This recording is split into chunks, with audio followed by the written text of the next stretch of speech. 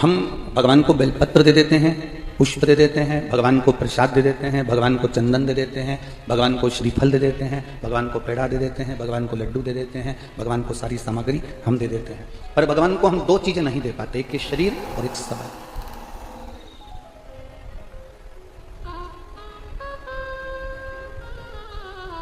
ये शरीर और ये समय यदि हमने भगवान को देना प्रारंभ कर लिया तो ये समझ लें कि शरीर अगर उसका है तो वो वापरेगा, प्रयोग करेगा तो अच्छे से रखेगा। इस शरीर में कोई रोग वो नहीं दे सकता। हमने क्योंकि शरीर उसको दे दिया, हमने शरीर उसको प्रदान कर दिया, हमने शरीर उसको दे दिया। ये शरीर अगर हमने उसको दिया तो उसका प्रयोग वो सही तरीके से करेगा। और समय भी यदि हमने उस परमात्मा को दे दिया, समय भी उस भगवान को दे दिया तो उस समय को भी वो संभाल कर रखेगा। शरीर और समय ये व्यर्थ ना जाने दें, इसको व्यर्थ ना निकालें कि अंत समय प्रभु आना पड़ेगा, वचन दिया तो निभाना पड़ेगा, आए ना आए प्रभु कुटुंब कबीरा, अंत समय प्रभु आना पड़ेगा, वचन दिया तो निभाना पड़ेगा, अंत समय प्रभु आना पड़ेगा। शरीर भी दे दो उसको, समय भी दे दो उसको। जब ये शरीर उसका हो गया, समय भी उसका हो गया तो वो संभाल लेगा। रोग कब आया, बीमारी कब आई, जब शरीर को आपने अपना बनाकर रखा। जिस समय आपने शरीर को परमात्मा का बना दिया, जिस समय आपने कह दिया कि ये भगवान का है, फिर कोई सोचना नहीं। अच्छा ईमानदारी से बोलो, ये ब्रज में कुछ मंदिर ऐसे हैं जहां पर भगवान कृष्ण के मोर पंख की पूजन होती है, बोलो है कि नहीं? अरे जम के तो बोलो। आप जाएंगे तो अटल्ला चुंगी के पास में एक मंदिर है जहां पर भगवान के मोर पंख की पूजन होती है। उससे आगे बढ़ेंगे तो वहां एक मंदिर है जहां पर भगवान की बंसी की पूजन होती है। अब आप लोग मथुरा में या वृंदावन में कभी गए हों, वृंदावन की अटल्ला चुंगी के पास में आप लोग पहुंचे हों, तो ऐसे ऐसे मंदिर हैं जहां भगवान के मोर पंख की पूजन हो रही है, जहां भगवान की बंसी की पूजन हो रही है, जहां भगवान के सुंदर छड़ी की पूजन हो रही है, जहां भगवान के सुंदर वस्त्र की पूजन हो रही है। सांप अगर निकलता है तो लोग उसकी भी पूजन करते हैं क्योंकि वो भगवान शंकर के आभूषण है। डमरू मिलता है तो हम डमरू की पूजन करते हैं क्योंकि वो भगवान शंकर के हाथ में रखा हुआ है। त्रिशूल मिलता है तो त्रिशूल की पूजन करते हैं क्योंकि त्रिशूल भगवान के हाथ में है। भगवान का स्पर्श बंसी का हुआ तो बंसी पूजा गई, भगवान का स्पर्श मोरपंख का हुआ तो मोरपंख पूजा गया, भगवान का स्पर्श छड़ी का हुआ तो छड़ी पूजा गई, भगवान का स्पर्श पीतांबर पर हुआ तो पीतांबर पूजा गया, भगवान का स्पर्श सांप पर हुआ तो सांप पूजाने लगा, डमरू का स्पर्श हुआ भगवान का तो डमरू पूजाने लगा, त्रिशूल का स्पर्श हुआ भगवान का तो त्रिशूल पूजाने लगा। शिव महापुराण की कथा कहती है, भगवान के करीब में बंसी आई तो बंसी पूजा गई, भगवान के करीब में मोर पंख आया तो मोर पंख पूजा गया, भगवान के करीब में पीतांबर आया तो पीतांबर पूजा गया, भगवान के करीब में जब मोर पंख बंसी जो जो भगवान के करीब में आया वो पूजा गया, भगवान के करीब में सांप आया सांप पूजा गया, भगवान के करीब में डमरू आया डमरू पूजा गया, भगवान के करीब में त्रिशूल आया त्रिशूल पूजा गया, और भगवान के करीब में जब एक इंसान आ जाता है तो इंसान भी पूजा जाता है। आप उसके स्पर्श में आओ तो, आप उसके करीब में आओ तो, आप उसके नजदीक में आओ, आप उसके पास में आओ। जब आप उसके नजदीक में आओगे, जब आप उसके स्पर्श में आओगे, जब आप उसके नजदीक में पहुंचोगे, जब आप उसके पास में पहुंचोगे, उसका करीब में जब आप पहुंचोगे तो आप भी पूजा जाओगे, आपकी भी पूजन हो जाएगी। बस उसके नजदीक में जैसे जैसे आएंगे, जैसे जैसे उसके पास में पहुंचेंगे, जैसे जैसे उसके करीब में पहुंचेंगे, वैसे वैसे आप भी पूजना प्रारंभ कर देंगे, आप भी उसके नजदीक में पूजना प्रारंभ कर देंगे। करीब में आओगे और पूजा।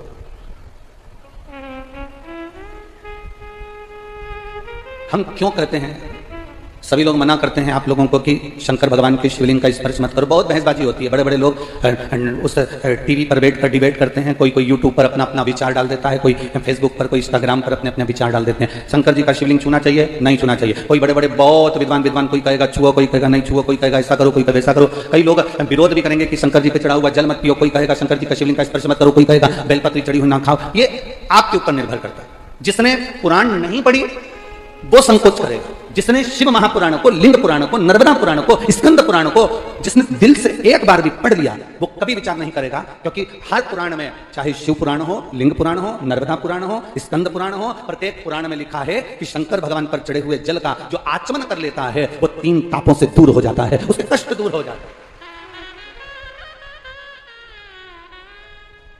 मेडिकल पे से दवाई लेकर खाओगे, कितनी भी खा लो, असर नहीं करने वाली। डॉक्टर लिखेगा और डॉक्टर की लिखी हुई दवाई खाओगे तो 5 दिन की दवाई लिखेगा और 3 दिन में ठीक कर देगा। बोलो सही है कि गलत है? जम के बोलो जरा। आप बाजार से कोई सी भी दवाई खरीद, साहब मेरा सिर दुख रहा है, दे देना साहब, मेडिकल वाले ने दवाई निकाल कर दे दी, साहब मेरा पेट दुख रहा है, मेडिकल वाले ने दवाई निकाल कर दे दी। एक दवाई व्यक्ति खाता है कि बाजार से ली और खा ली, और एक दवाई वो होती है जो डॉक्टर के पास जाओ, डॉक्टर को अपना शरीर दिखाओ और शरीर दिखाकर कहो डॉक्टर साहब मेरा पेट दुख रहा है, डॉक्टर साहब मेरी छाती दुख रही है, डॉक्टर साहब मेरा सिर दुख रहा है, डॉक्टर साहब जांच कर दवाई लिखेंगे। वो दवाई तुम खाओगे तो 3 दिन में, 4 दिन में, 5 दिन की दवाई लिखी, 15 दिन की दवाई लिखी। डॉक्टर को मालूम है कि रोग कितने दिन में खत्म होगा, उस हिसाब से डॉक्टर कह देता है कि 15 दिन की ले जाओ, 5 दिन की ले जाओ, 3 दिन की ले जाओ, 8 दिन की ले जाओ। ये डॉक्टर को मालूम है कि कितने दिन में तुम्हारा रोग ठीक हो सकता है।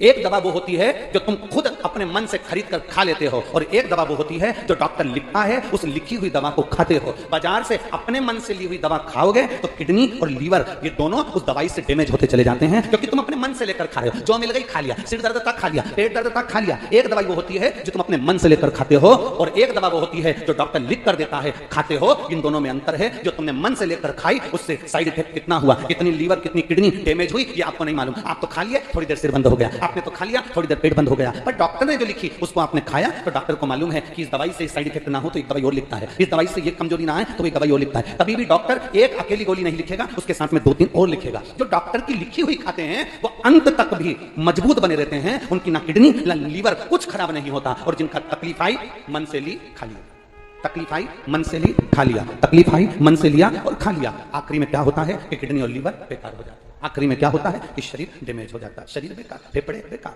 हार्ट बेकार।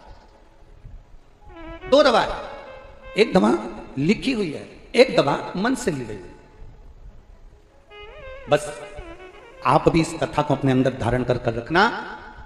वेद व्यास जी ने जो लिखा, पुराणों में, शास्त्रों में, वेदों में जो वर्णन किया, उसको पढ़कर लेओगे तो कभी भी डैमेज नहीं होगे, और ये दुनिया के कहने पर लोगे तो डैमेज हो सकते। वेदव्यास जी ने जो कहा, वेदव्यास जी ने जो लिखा, वेदव्यास जी ने जो लिख दिया इन वेदों में, इन शास्त्रों में, पुराणों में, वेदव्यास जी जो लिख रहा है, इन शास्त्रों में वेदव्यास जी ने जो वर्णन किया, अगर उसके अनुसार हम चलेंगे तो हमारी जिंदगी सार्थक होगी। लोग हमसे कहते हैं गुरुजी आप कहते हो शंकर जी पे चढ़ा हुआ जल पीना चाहिए, आप कहते हो शंकर जी पे चढ़ी हुई बेलपत्र खाना चाहिए, ये कहीं हमारे शास्त्रों में वर्णन है? हम कहते हैं एक बार दिल से कुमार खंड को पढ़िए, एक बार दिल से पार्वती खंड को पढ़िए, एक बार दिल से शिव महापुराण के विद्येश्वर संहिता को पढ़िए। आपको ज्ञात हो जाएगा कि शंकर जी पे चढ़ी हुई बेलपत्र की महत्वता क्या है। आपको ज्ञात हो जाएगा शंकर जी पे चढ़े हुए जल की महत्वता क्या है। एक पत्र आया है, देखिए।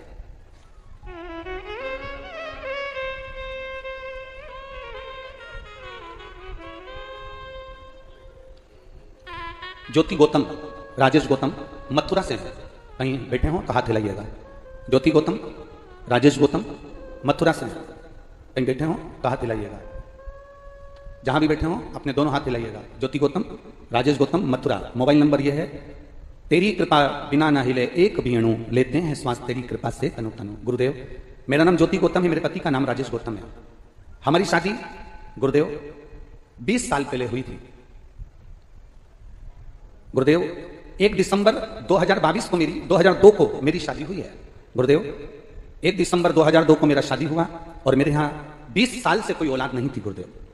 और गुरुजी जब शादी हुई उसके बाद से मेरा गर्भ नहीं ठहरा, ना मुझे संतान की प्राप्ति हुई। सारे मथुरा के डॉक्टर, आगरा के डॉक्टर, दिल्ली के डॉक्टर सबको दिखा लिया, पर इन 20 वर्षों में, 20 साल में कोई औलाद की प्राप्ति नहीं हुई गुरुदेव। तब 2022 में आपकी कथा सुनी, और मेरे पति ने मुझसे कहा कि अगर वो सियोर वाला महाराज इतने प्रमाण देकर बात करता है तो तू सफेद आंकड़े की जड़ अपनी कमर में कुमरुका जी का नाम लेकर बांध, और शंकर जी के मंदिर अपन दोनों पति पत्नी रोज जल चढ़ाने चलते हैं। अब डॉक्टर के दरवाजे पर नहीं, अब शिव के दरवाजे पर जाएंगे। और अपन भी ब्रज की रज में रहते हैं। मैंने कई बार सुना है कि ब्रज की रज के जो महादेव हैं वो भी साधारण नहीं, चलो अपन चलते हैं। हम दोनों पति पत्नी ने शंकर के मंदिर जाना प्रारंभ करा। गुरुदेव 20 साल शादी के हो गए थे, डॉक्टरों के चक्कर खूब लगा लिए, संतान नहीं हुई।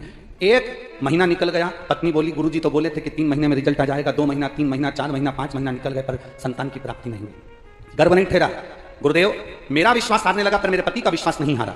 मेरे पति ने कहा अपन दोनों मिलकर पशुपति व्रत करते हैं, तुम तुम्हारा प्रसाद बनाना, मैं मेरा प्रसाद बनाऊंगा, तुम भी दिए लेकर चलना, मैं भी दिए लेकर चलूंगा, मैं भी मंदिर जाऊंगा, तुम भी जाना। मैंने अपने पति से कहा लोग हंसेंगे, तुम थाली लेकर मंदिर जाओगे। पत्नी कहती है तो पति कहता है कि चिंता मत करो, मेरा बाबा खाली झोली नहीं रखता। गुरुदेव कुछ ही समय निकला, पशुपति व्रत का दूसरा सोमवार था और बाबा की कृपा से मेरी पत्नी के गर्भ में, मेरे पत्नी के पेट में दर्द होना प्रारंभ करा। डॉक्टर को दिखाया, उसका गर्भ ठहर गया। 14 बाबा की कृपा से 25 अप्रैल 2023 को बाबा ने कृपा करी और मेरे घर में पुत्र रत्न की प्राप्ति 20 साल के बाद हो।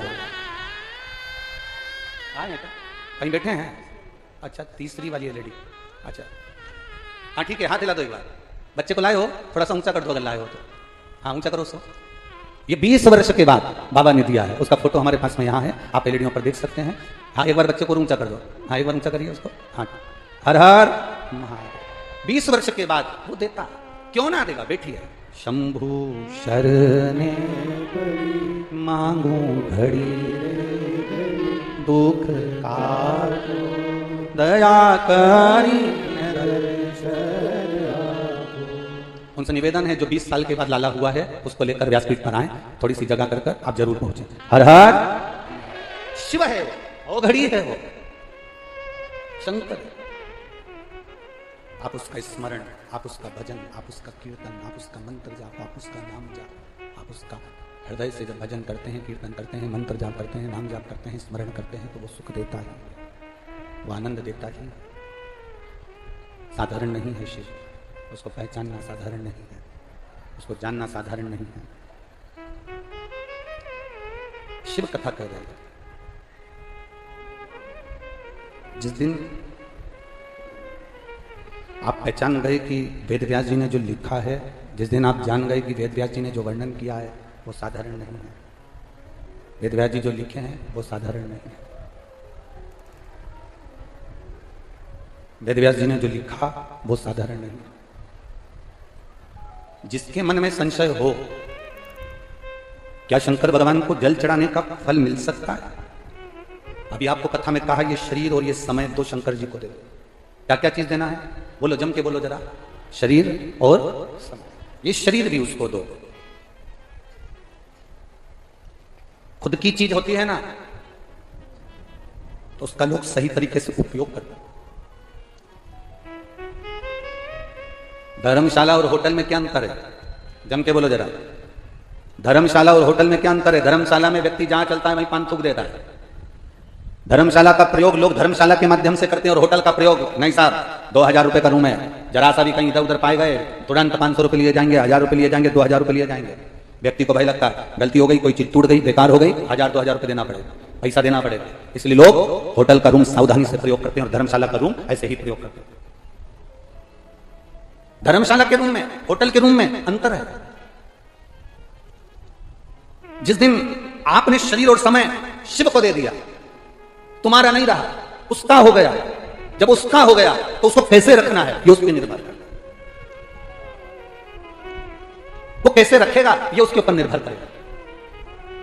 एक लाइन आप लोग गुनगुनाते रहते हैं, हमेशा बोलते रहते हैं कि सीताराम सीताराम सीताराम कहिए, जान विधि राखे राम कहि विधि रहिए।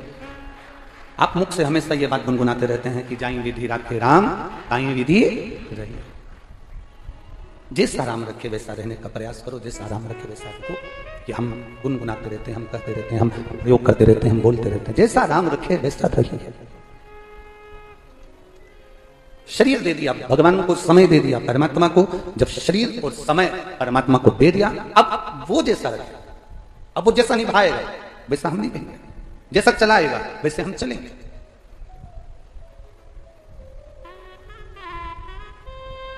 इस पंडाल में एक मां बैठी हुई है जिसके बहुत समय के बाद तो बच्चा हुआ, और बच्चा जब गर्भ में आया तो डॉक्टर ने कह दिया उस मां से कि तेरे बच्चे के पेट में और तेरे बच्चे के सिर में 9 mm की गठाने हैं। इसी पंडाल में बैठी, कहीं हम पत्र ढूंढे, अगर वो यहाँ हो तो निवेदन है कि वो खड़ी हो सकती है।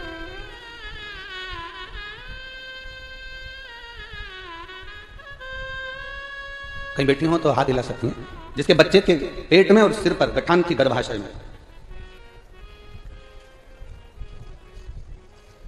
शंभु शरणे दुख का दया करी ने दर्शन। मैं विनीता देवी नई दिल्ली सोनिया बिहार की रहने वाली हूँ। कहीं बैठी हूँ तो हाथ हिला सकती हूँ। मैं विनीता देवी नई दिल्ली, मेरा मोबाइल नंबर ये है। मैं नई दिल्ली सोनिया बिहार की रहने वाली हूँ गुरुजी। शिव का मैं क्या वर्णन करूँ? कहीं बैठी हूँ तो हाथ हिला सकती हूँ। सोनिया बिहार नई दिल्ली। मैं क्या वर्णन करूँ? मेरी बहू प्रीति 5 महीने की गर्भवती थी। घर में सब दूर बड़ी खुशी थी कि इतने समय के बाद उसका गर्भ ठहरा है और 5 महीने का उसका गर्भ है। डॉक्टर के पास परामर्श के लिए अल्ट्रासाउंड कराया। अल्ट्रासाउंड की रिपोर्ट आप लोग हमारे साथ में पत्र टीवी के माध्यम से पढ़ सकते हैं। डॉक्टरों के परामर्श से अल्ट्रासाउंड कराया। जब अल्ट्रासाउंड की रिपोर्ट आई उसमें बच्चे के सर में गांठ और पेट में भी गांठ है। डॉक्टरों का कहना है बच्चा खराब है, इसको गिरा दो, इस बच्चे को ना रखा जाए, ये बच्चा गिरा दीजिए, ऑपरेशन करा दो। कई अस्पतालों में डॉक्टरों को जांच कराई, दिल्ली के हर एक हॉस्पिटल में उसको दिखाया, एमआरआई भी कराया, रंगीन, उसमें भी बच्चा खराब बताया गया। डॉक्टरों ने सभी ने बच्चा गिरा देने को कहा गया। कहीं बैठी हो तो हाथ दिला सकती हैं अगर अपने बच्चे को लेकर आई हो तो। बच्चा गिरा देने को कहा गया और कहा अगर इस बच्चे को नहीं गिराते हो तो तुम्हारे लिए खतरा है। गुरुदेव अब करें तो करें क्या? मैं अपनी बहू को दिखाकर अपने बच्चों के साथ वापिस आ रही थी, तभी ऑटो के अंदर एक बहन मिली। उसने कहा जीजी क्या बात है, क्यों रो रही है तुम्हारी बहू? उसने कहा मेरे बच्चा, इसके गर्भ में बड़ी मुश्किल से तो संतान आई और डॉक्टर के अनुसार इस बच्चे के सिर में भी गट्ठन और पेट में भी गट्ठन है, ये बच्चा गिराने को बोला है। उस महिला ने कहा तुम शंकर जी पे चढ़ी हुई एक बेलपत्र रोज चढ़ाओ और रोज इस बहू को खिलाओ। शिव जी के ऊपर 1 लोटा जल चढ़ाओ, श्री शिवाय नमस्तुभ्यम का जाप करो। बाबा चाहेगा तो बाबा संतान अच्छी देगा, आप चिंता मत करो। और अगर गिराना है बच्चा तो गिरा दो। हमने बेलपत्र चढ़ाना शिव जी पर चालू करा, बहू को खिलाना प्रारंभ करा। कराते कराते 7 महीने निकल गए, 8 महीने निकल गए, हमने उस बच्चे को नहीं गिराया। 8 महीने बाद हमने वापिस अल्ट्रासाउंड कराया तो डॉक्टर ने कहा इस बच्चे को ना पेट में गठान है ना सिर में गठान है। आज हम बच्चे को लेकर आए हैं, बच्चा और जच्चा दोनों ठीक है। ये शिव तत्व है, वो घड़ी है, ये शंभु, ये शंकर, ये शिव है। कहीं बैठी हो तो अपने बच्चे को थोड़ा सा ऊंचा कर कर दिखा सकती हैं। शिव तत्व इसी को कहते हैं, शंभु लव। जोरदार ताली बजाएं। 20 वर्ष के बाद बाबा ने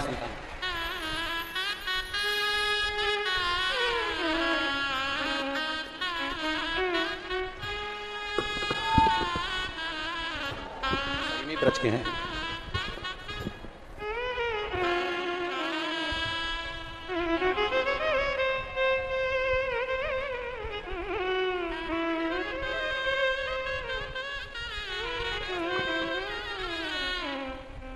शंभु शरणे मांगू घड़ी रे घड़ी, दुख तारो दया करी दर्शन आपो। शिव कथा।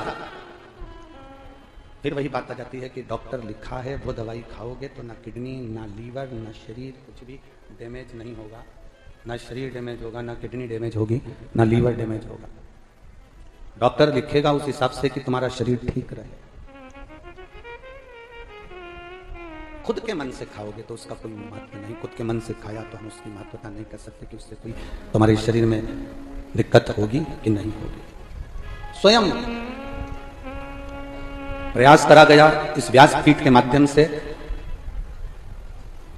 कई वर्षों से जो ये शिव महापुराण की कथा आप लोग श्रवण कर रहे हैं टीवी के माध्यम से, लोग पूछते हैं कि पंडाल में आने के बाद लोग घर जाते हैं तो बाबा ऐसा क्या कर देता है कि लोगों के पत्र व्यासपीठ पर आ जाते हैं। हम कहते हैं एक बार पंडाल में बैठकर कथा सुनकर देखो कि बाबा देता क्या क्या है। क्या देगा ये उसके ऊपर निर्भर करता है, ये उसके ऊपर जाता है कि वो क्या प्रदान करेगा, क्या देगा, कैसे देगा, ये उसके ऊपर निर्भर करता है। अंत समय प्रभु आना पड़ेगा, वचन दिया तो प्रेशर बढ़ाओ, प्रेशर बढ़ाओ। अंत समय प्रभु आना पड़ेगा, वचन दिया तो निभाना पड़ेगा। अंत समय में परमात्मा आएगा, अगर दिल से पुकारा गया है तो, दिल से पुकारा गया है तो वो आएगा जरूर, ये निश्चित है। शिव कथा कर रहे,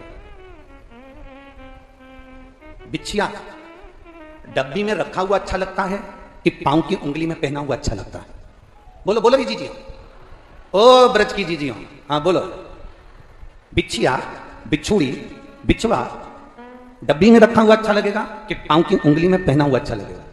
पांव की उंगली में पहना हुआ अच्छा लगता है, उससे यह मालूम पड़ता है कि आप सौभाग्यवती हो, आप सौभाग्यशाली हो, सौभाग्यवती हो। आपके पांव की उंगली में वह बिछुआ पड़ा हुआ, आपकी पांव की उंगली में वह बिछुड़ी पड़ी हुई है, उससे यह मालूम पड़ता है कि आप सौभाग्यशाली हो, आप सौभाग्यवती हो। उसमें आपकी सुंदरता भी बढ़ती है। वो डब्बी में अच्छा नहीं लगेगा, वो डब्बी में श्रेष्ठ नहीं लगेगा, उसमें डब्बी में सुंदरता नहीं आएगी। सुंदरता बिछुड़ी की सुंदरता पांव की उंगली में, बिछुड़ी की सुंदरता पांव की उंगली में, उससे मालूम पड़ता है कि तुम सौभाग्यशाली हो, सौभाग्यवती हो। बिछुए की सुंदरता पांव की उंगली में होती है और उससे मालूम पड़ता है कि सौभाग्यवती हो। उसी तरह इस शरीर की सुंदरता घर में पड़े रहने से नहीं होती है। शरीर की सुंदरता पलंग पर पड़े रहने से नहीं होती है। तुम्हारे घर में तुम्हारा बेटा, तुम्हारे घर में तुम्हारा पति, तुम्हारे घर में तुम्हारी पत्नी, तुम्हारे घर में तुम्हारा ससुर, तुम्हारे घर में तुम्हारी सास, तुम्हारे घर में तुम्हारी बेटी, तुम्हारे घर में घर का कोई व्यक्ति पलंग पर पड़ा हुआ है और घर में पलंग पर केवल पड़ा ही रहता है। जब देखो जब पड़ा ही मिलता है तो तुम्हें अच्छा लगेगा क्या? जम के तो बोलो जरा, नहीं लगेगा। बिछुड़ी डब्बी में अच्छी नहीं लगती, पांव की उंगली में अच्छी लगती है और उससे मालूम पड़ता है कि ये सौभाग्यशाली है। उसी तरह ये शरीर पलंग पर पड़ा हुआ, घर में पड़ा हुआ, दुकान पर पड़ा हुआ, चौराहे पर पान की दुकान पर खड़ा हुआ, या हॉस्पिटल में पड़ा हुआ, होटलों पर पड़ा हुआ, कहीं अच्छा नहीं लगता। ये शरीर एक जगह पर अच्छा लगता है, अगर वो कथा के पंडाल में पड़ा हुआ है और बैठा हुआ है तो अच्छा लगता है। ये शरीर मंदिर में पड़ा हुआ है, मंदिर में खड़ा हुआ है तो अच्छा लगता है। जैसे बिछुड़ी पहनने के बाद नारी सौभाग्यवती कहलाती है, उसी तरह रोज रोज मंदिर जाओ, रोज रोज कथा में जाओ, रोज रोज पंडाल में जाओ, कथा श्रवण करने जाओ, तो जैसे नारी की बिछुड़ी देखकर उसको सौभाग्यवती कहा जाता है। आप कथा सुनने के लिए रोज जाओ तो लोग भी आपका नाम चेंज कर देंगे। ये आ गया शंकर जी का भगत, ये आ गया महाराज जी का भगत, ये आ गया पुजारी जी, ये आ गया पंडित जी, ये आ गया ये जी भगत जी। लोग आपका नाम चेंज कर।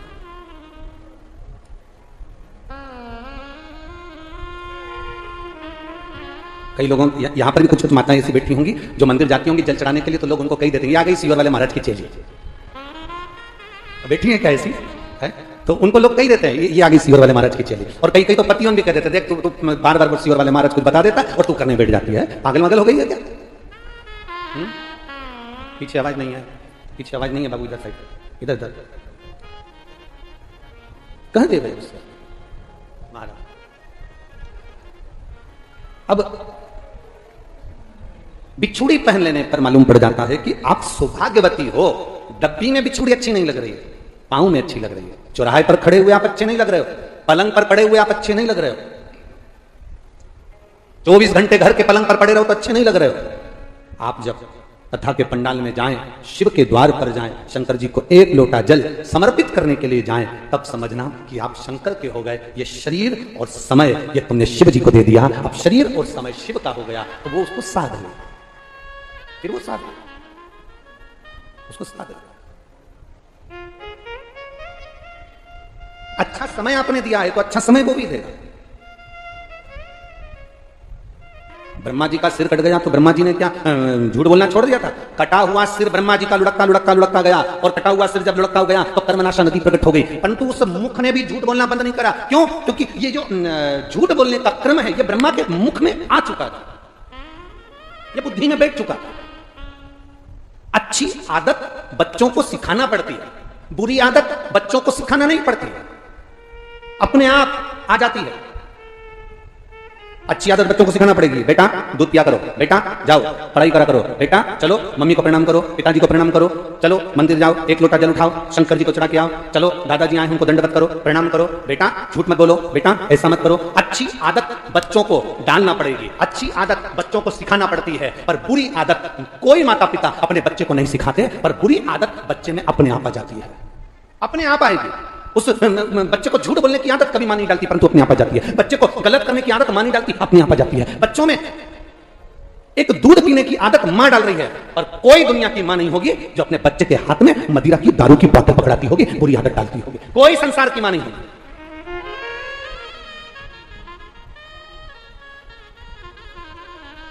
कितना कितना विचित्र। अभी एक बार कहीं कथा चल रही थी और वहां पर कोई शंकर भगवान की कोई यात्रा जा रही थी, उस यात्रा में गाना बज रहा था। कि भोला भांग तुम्हारी मैं घोटत घोटत हारी। मैं भजन वो गाड़ी में वो डीजे में गाना चल रहा था और लोग उसको नाच रहे थे और गा रहे थे, और फिर बाद में एक दूसरा कोई गाना आया कि पार्वती जी भांग घोट के शंकर जी को पिला रही हैं। अरे भैया, मेरी माता पार्वती इस पृथ्वी पर निवास करती है। मेरी माता पार्वती वो भी स्त्री है, मेरी माता पार्वती वो भी नारी है। मेरे भारत की नारी अपने पति को जब तंबाकू खाने नहीं देती तो माता पार्वती क्या भांग घोट कर देगी?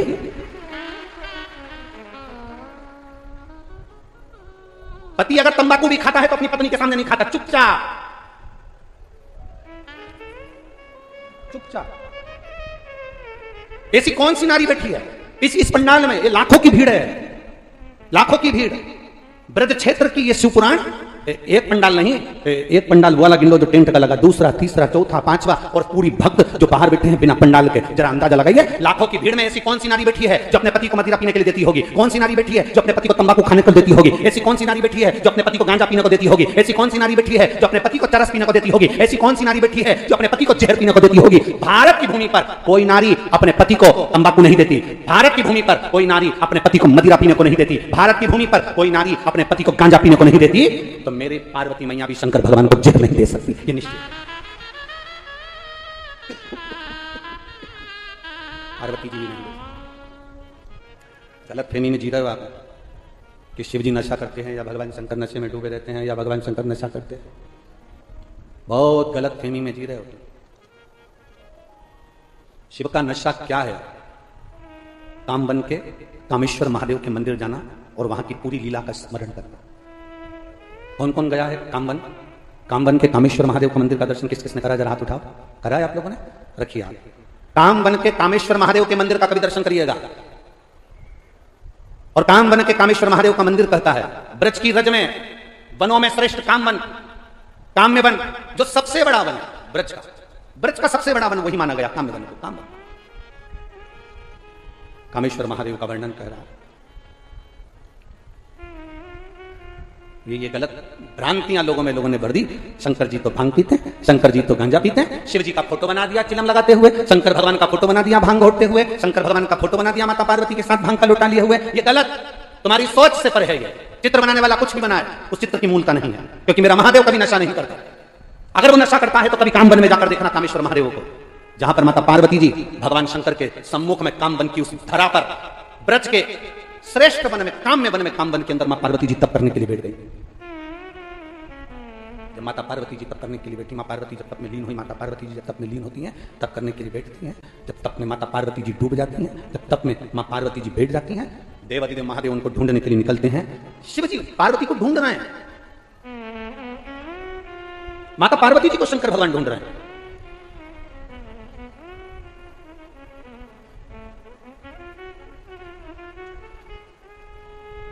तो वो कहते हैं ना, हरि गोरा ढूंढ ढूंढ के हारी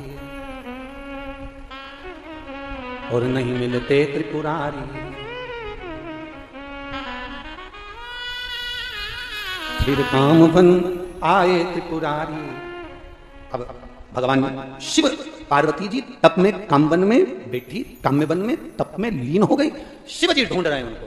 पहली बार शंकर भगवान पार्वती जी को ढूंढने के लिए निकले और कामवन की पवित्र भूमि पर ब्रज की रज में मेरे बाबा पहुंचे। मां जगज्जननी को ढूंढते ढूंढते तो क्या देखते हैं कि माता तप साधना में लीन है, समाधि में लीन है। मां तप में डूबी हुई है, समाधि में डूबी हुई है, तप साधना में डूबी हुई है। मां तप साधना में लीन बैठी हुई है। मैं ढूंढने के लिए निकला। शिव जी ने देखा पार्वती को, पूछा क्या कर रही हो? पार्वती जी बोली, प्रभु 24 घंटे आप नेत्र बंद करके बैठे रहते हो, किसकी आराधना करते हो, किसका भजन करते हो, किसका स्मरण करते हो, वो मुझे जानना है। इसलिए मैं इस कामवन में आई हूं। कामवन में मेरी कामना पूरी करिए और मुझे बताओ कि आप किसकी अर्चना कर रहे हो, किसका भजन कर रहे हो। शंकर भगवान बोले, इतनी सी बात पूछने के लिए तुझे कामवन में आने की जरूरत क्या थी? नहीं, मेरी कामना है जो आपको पूरी करना पड़ेगी। शिव जी ने कहा, इस ब्रज के जो आदिष्ट देव हैं भगवान कृष्ण, उनकी मैं आराधना करता हूं और कृष्ण मेरी भक्ति में और मैं कृष्ण की भक्ति में डूबा रहता हूं। पर प्रभु, कृष्ण तो राधा का भी स्मरण करते हैं और राधा कृष्ण का स्मरण करती हैं। कृष्ण राधा का स्मरण करते हैं और राधा कृष्ण का स्मरण करती हैं। मुझे केवल इतना सा जानना है कि वो राधा तत्व है क्या, वो राधा है क्या। अब जरा ध्यान देना, दुनिया के लोग कहते हैं शंकर नशा करते हैं, शिव नशे में डूबे रहते हैं, शंकर भांग का नशा, गांजे का नशा करते हैं, दुनिया के लोग भ्रम में जी रहे हैं। भगवान शंकर जैसे ही पार्वती जी ने पूछा कि राधा तत्व क्या है, राधा नाम क्या है, राधा संबोधन क्या है, शिव कुछ देर मौन होकर बैठ गए और भगवान कृष्ण की भक्ति में डूब गए। फिर पार्वती जी ने स्पर्श कर शंकर भगवान को हिलाया, मैं आपसे पूछ रही हूं राधा है कौन, राधा तत्व क्या है, राधा संबोधन क्या है। तब भगवान शंकर कहते हैं राधा का गुणगान तो शंकर कहते हैं मैं नहीं कर सकता, तो तुम नहीं कर सकते तो फिर कौन करेगा। शंकर भगवान कहते हैं कि मेरे दिल में जो कृष्ण बसा है उस कृष्ण को मैं राधा का गुणगान करने के लिए आमंत्रित करता हूं। मेरे दिल में जो कृष्ण बसा है, मेरे हृदय में जो श्याम बसा है, मेरे हृदय में जो कान्हा बसा है, वो गुणगान करेगा। आप पहचानते ही नहीं व्यक्ति को, और किसी ने कह दिया वो व्यक्ति तो ऐसा, किसी ने कह दिया किसी को तुम जानते तक नहीं, पहचानते तक नहीं, और किसी ने कह दिया अरे वो उनसे मत मिलना, बहुत बेकार व्यक्ति है, बहुत बेकार, बहुत बेकार। अब किसी ने तुमसे कह दिया, तुमने उसको बेकार मान लिया, और किसी ने तुमसे कह दिया वो व्यक्ति अच्छा है तो तुमने अच्छा मान लिया। अरे जब तक उससे मिलो नहीं तब तक निर्णय पर मत पहुंचना कि वो बेकार है कि वो अच्छा है। एक बार मिलकर जरूर देखना कि वो अच्छा है कि बुरा है।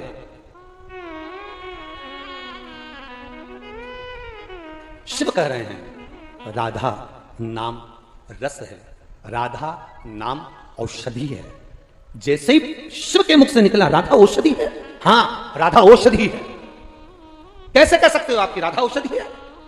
तब देवादिदेव महादेव ने कहा सुनो गौरा सुनो, ए पार्वती, ब्रजरज में जब से भगवान कृष्ण जन्मे, ब्रजरज में जब से मेरे कान्हा प्रकट हुए, तब से ब्रज की रज में कोई बीमारी नहीं हुआ, कोई दुख ही नहीं हुआ,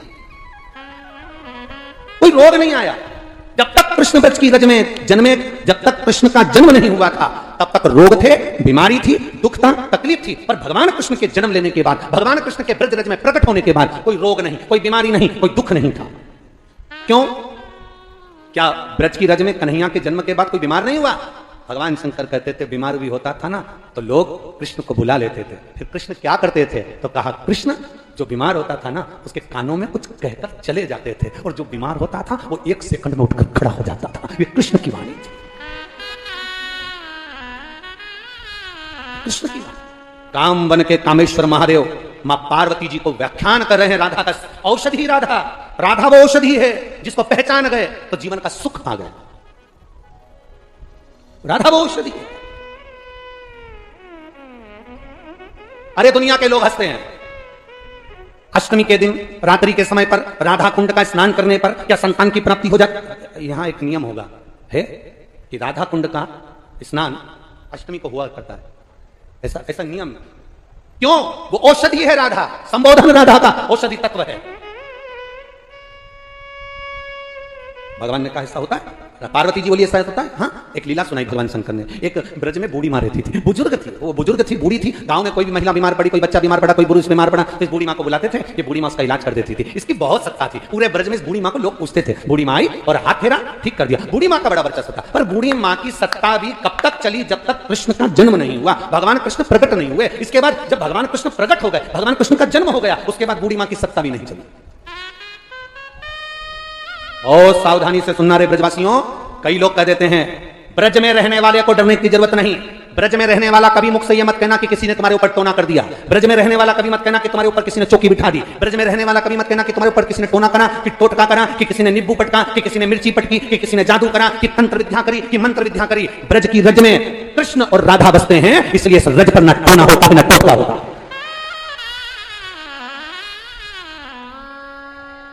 पूरी दुनिया का क्षेत्रपाल, पूरी दुनिया का कोतवाल। काशी में जाओगे तो काशी के कोतवाल काल भैरव कहलाते हैं, पर पूरी दुनिया में सारे तीर्थों के कोतवाल भैरव बनकर बैठे हैं। केवल ब्रज 84 कोस ऐसा है जहां का कोतवाल महादेव बनकर बैठा है। भूतेश्वर, चकलेश्वर, कामेश्वर ये स्वयं कोतवाल बनकर बैठे हैं। केवल एक ब्रज की रज ऐसी है जहां का कोतवाल शिव है, जहां का क्षेत्रपाल शिव है।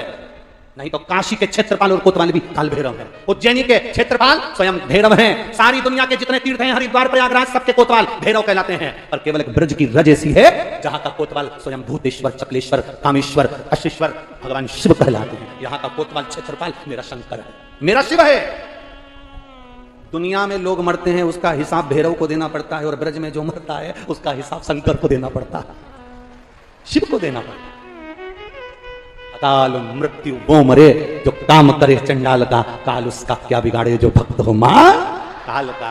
ब्रज में सारी दुनिया में मरोगे उसका हिसाब भैरव देगा, पर ब्रज 84 कोस में कोई मर भी गया, प्राण छूट भी गए, तो उसका हिसाब शंकर जी को, भूतेश्वर को देना पड़ता है। मथुरा में विराजमान भूतेश्वर उसका हिसाब देते हैं। गोवर्धन परिक्रमा में चलते चलते ब्रजरज में कोई चले गया तो चकलेश्वर हिसाब देते हैं। वन क्षेत्र में कोई मर गया तो कामेश्वर, अश्वेश्वर हिसाब देते हैं। जी, ये हिसाब देने के लिए बैठे हैं कि इनका हिसाब देना पड़ेगा। और कोई ब्रज की रज में रहने वाला कोई कह दे कि मुझे शंकर जी से कोई मतलब नहीं, मुझे शंकर जी पे कोई आस्था नहीं, मुझे शंकर जी पे कोई विश्वास नहीं, जो शंकर की निंदा इस ब्रज की रज में रहने वाला व्यक्ति कर देता है उसको कभी मेरा मुरली मनोहर, मेरा कृष्ण, मेरा बाके बिहारी मिल ही नहीं सकता, कभी नहीं मिल सकता। वो जिंदगी भर जपता रहे भले, जिंदगी भर कितनी माला जप ले तो मेरा कृष्ण और राधा नहीं मिल सकते अगर उसने शंकर का गुणगान नहीं किया तो, शिव का स्मरण नहीं किया तो। जप ले। सुनो पार्वती, गांव में बूढ़ी माँ रहती है, सबको ठीक कर देती, पर जब से कृष्ण प्रकटे, जब से भगवान कृष्ण का जन्म हुआ, तब से बूढ़ी माँ की सत्ता चली गई। बूढ़ी माँ को लोग पूछते ही नहीं। क्यों? कोई बीमार पड़ता है तो कृष्ण को बुला के ले आते हैं, उसके कानों में कहता है, वो अच्छा से जाता है। बूढ़ी माँ को टेंशन हो गया कि मेरी बात खत्म हो गई, लोग मुझे पूछ नहीं रहे, मेरा सम्मान नहीं कर रहे। तो बूढ़ी माँ ने सोचा आखिर कृष्ण ऐसा कौन सा मंत्र देता है कि बस कान में मंत्र बोला और व्यक्ति ठीक हो गया। तो बूढ़ी माँ ने सोचा अपन अगर वो मंत्र सीख लें तो फिर से अपनी सत्ता हो जाए, फिर से अपना वैभव हो जाए, फिर से लोग मुझे पूछने लगेंगे। तो बूढ़ी माँ ने प्लानिंग करी कि एक काम करती हूँ कि मैं बीमार पड़ जाती हूँ, मैं बीमार पड़ूंगी, कृष्ण आएगा, मेरी बहू उसको दौड़कर लेकर आएगी और कृष्ण मेरे कानों में मंत्र कहेगा, मंत्र कहते समय सीख लूंगी तो फिर सबके कानों में कहती फिरूंगी और सब ठीक कर दूंगी, फिर कृष्ण को पूछना लोग बंद कर देंगे। आज बूढ़ी माँ चलते चलते डंडा पकड़कर चल रही थी, चक्कर खा के नीचे गिर गई। नीचे गिरी, इतने में बहू दौड़ कर गई और कृष्ण के पास जाकर कहा, अरे कानोड़ा, अरे कन्हैया, कन्हैया, ओ कन्हैया। कन्हैया बोले, क्या बात है काकी, क्या हो गया? मेरी सास चक्कर खा के नीचे गिर गई, उसको ना जाने क्या हो गया। कृष्ण जल्दी चल, मेरी काकी के, मेरी सास के कान में जल्दी से मंत्र दे दे। इतने में कृष्ण उठे नहीं, वहीं पर बैठे थे और कमर हिलाने लगे कृष्ण, दोनों हाथ रखकर। इतने में गोपी ने कहा, कृष्ण तू कब से निष्ठुर हो गया रे? तू तो दया करता है, करुणा करता है, दया सागर है तू, करुणा सागर है कृष्ण तू, सबकी बीमारी ठीक करता है। मेरी सास बूढ़ी, उसकी बीमारी क्यों नहीं ठीक करता? चल उठ के जल्दी से मेरे साथ। भगवान कृष्ण उठकर बोले, देख कर गोपी देख, मैं ना जितनी भी जुबान जुबान गोपियां हैं, जितनी भी जवान जवान गोपियां हैं, उनके कानों में मंत्र देता हूं, उनको ठीक कर देता हूं, पर बूढ़ियाओं के कान में मंत्र नहीं देता। ये बुढ़ियों के कान में मैं मंत्र नहीं देता, तो फिर बुढ़ियाओं को ठीक कौन करेगा? भगवान कृष्ण कहने लगे, चिंता मत कर, मेरी मैया यशोदा ने मेरे हाथ में एक डंडा दिया है गाय चराने का, बस 21 बार डंडे को जम के मारता हूं और बुढ़िया ठीक हो जाती है। इतने में गोपी ने कहा, कुछ भी कर पर मेरी सास को ठीक कर दे, ले चल डंडा। कन्हैया ने डंडा उठाया, लुकुटी पर हाथ रखा और पहुंच गए काकी के घर। इतने में सब पूछ रहे थे, कन्हैया आ गया, अब ठीक कर देगा। इतने में बहू चिल्लाकर बोली, पर मेरा कन्हैया एक नियम लेके आया है। कौन सा नियम? जवान जवान जुबान जुबान जितनी गोपियां हैं उनके कानों में मंत्र देता है, और जितनी भी बुढ़ियां हैं इनको डंडे से कूट कूट के मंत्र देता है। इतने में बुढ़िया के कानों में गया कि डंडे से 21 बार मारेगा और फिर मंत्र देगा, तो बुढ़िया तो पहले उठ के बैठ गई, मैं तो अच्छी हो गई, एकदम बढ़िया, चकाचक। बुढ़िया ने कृष्ण को देखा, हाथ जोड़कर कहा, रे लाडले इधर। गोदी में बिठाया, कृष्ण से कहा, कन्हैया एक बात पूछूं तुझसे, एक बात कहूं तुझसे? कृष्ण कहते हैं, मां बोल, क्या कहती है? कृष्ण तो कौन सा मंत्र ऐसा औषधि के रूप में दे देता है कि बीमार पड़ा व्यक्ति एक क्षण में उड़ जाता है? तब कन्हैया ने कृपा करी, काकी के कान में मंत्र दे दिया, राधा। कौन सा मंत्र दिया? राधा। मंत्र दे दिया राधा। राधा मंत्र जो काकी के कान में गया, काकी कहती है कि राधा मंत्र में इतना बल है, राधा मंत्र में इतना बल। शिव कह रहे हैं पार्वती जी से, राधा औषधि है। राधा राधा नाम रटत है जो नर आठो या, उनकी बांधा दूर करे श्री राधे जूतो। राधा नाम में सफल जिंदगानी लागे, जिंदगानी लागे, मन प्यारो प्यारो यमुना जीरो तुम्हारी लागे। ये प्रियता है राधा संबोधन, प्रियता। औषधि है राधा, अमृत है राधा। और क्या कर रहे हैं भगवान शंकर? तुम पूछती हो मैं नशा किसका करता हूं। शंकर कहते हैं दिल में कृष्ण बसे हैं, कृष्ण के दिल में राधा बसी है। राधा कृष्ण जब दिल में बैठ जाते हैं तो व्यक्ति की शुद्ध तो वैसे ही चली जाती है। वो राधे राधे, वो राधे, शुद्धता चली गई महाराज, शुद्धता। हरी सुन बरसाने वाली गुलाम तेरो बनवारी, सुन बरसाने वाली गुलाम तेरो बनवारी। हरी सुन बरसाने वाली गुलाम तेरो बनवारी, सुन बरसाने वाली गुलाम तेरो बनवारी।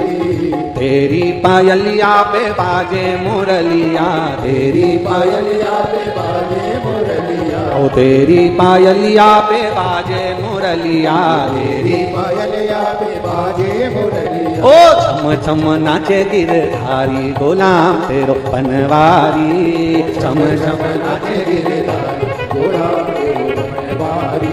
ओ सुन बरसाने वाली गुलाम तेरो बनवारी, सुन बरसाने वाली गुलाम तेरो बनवारी। बड़े भाव से, दोनों हाथों से, बड़े भाव से।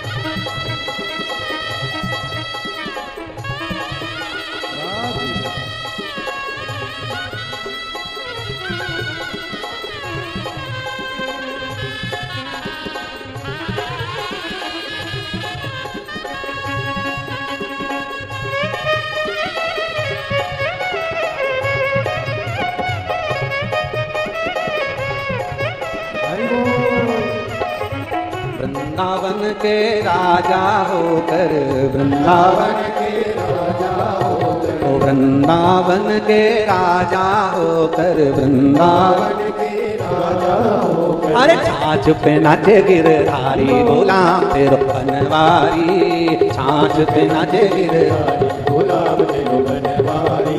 हरी सुन बरसाने वाली गुलाम तेरो बनवारी, सुन बरसाने वाली गुलाम तेरो बनवारी।